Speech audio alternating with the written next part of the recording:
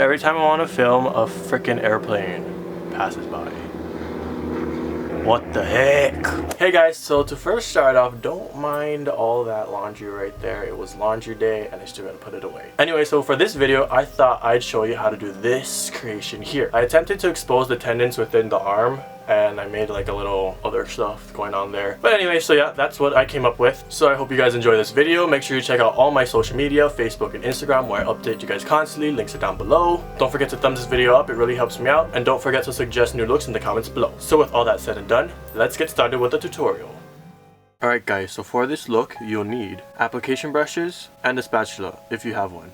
Modeling wax. This is also known as nose wax, scar wax, or fake flesh. Liquid latex. And if you can't find liquid latex, you can watch episode 2 of my series called Just Basics to use my alternative. And you'll also need cotton balls or tissue. You'll need translucent powder or even baby powder. This is just used to cut the shine after the liquid latex has dried. Flesh tone makeup and bruise/wound colors. I'm using the flesh tone stack and injury stack, both by Cinema Secrets.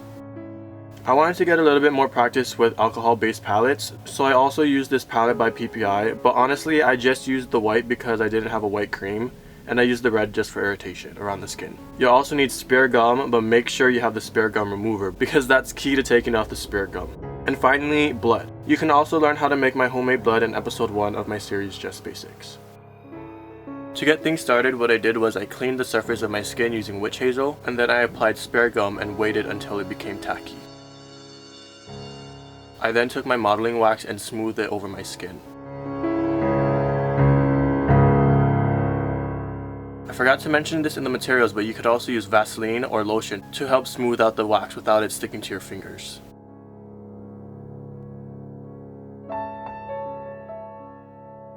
Once I blended out the edges and got the wax as smooth as possible, I then took my spatula and started cutting into the wax. I then took pieces of my cotton ball and saturated it in liquid latex, and then I rolled them up into little logs and placed it on top of my skin. I'm using the cotton balls to make the tendons, so for this part you just place it about your arm until you're happy with it. So I added a little bit more detail into the wax because it looked too plain to me, and so after I finished the tendons I added more wax to my arm. And I also made sure I covered the edges of the tissue with wax so it looks like the tendons are underneath the skin itself. So next, all you're going to do is cover the entire thing with liquid latex. I added about 5 or 7 layers of liquid latex. You can add as many as you want, but I would recommend staying above 4 layers. Once the liquid latex dried up, I took my translucent powder and I powdered the entire thing so it would cut the shine and get rid of the tackiness of the liquid latex. Right now I'm taking my spatula and I'm redefining some of the wounds. And then what I did was I colored the liquid latex, trying to match it as best as I could to my skin tone. But as you can see, I'm the worst at doing that. And now I'm just taking my Skin Illustrator palette and using the white to color the tendons. After I did that, I then took a red cream from my injury stack and I applied it all on the inside of the wound. I then used the dark purple from my injury stack to focus more on the area of the tendons because that's the deeper areas of the wound. And then I also used that same purple to go around the edges of the smaller wounds to give it a little bit more depth. I then used the black from the injury stack to add depth to the deeper parts of the wound. Now I'm just taking the same colors from the injury stack and using it to add redness and bruising around the wound. Finally, all you have to do is add the blood.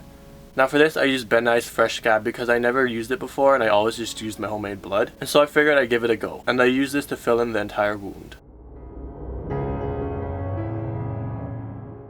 As for the tendons though, I did use my homemade blood because it was more liquidy and it wouldn't clump up on top of the tendons, if that even makes sense. And so that's it. You can be as crazy or conservative with the blood. I hope you guys enjoyed this look. Hopefully you guys learned from my mistakes. And if you guys decide to do this look, make sure you send me a picture. I would really like to check out your guys' works as well. Don't forget you can also follow me on Facebook, Instagram, Twitter, all the links are down below. So with that said and done, I'll see you guys in the next tutorial. Take care.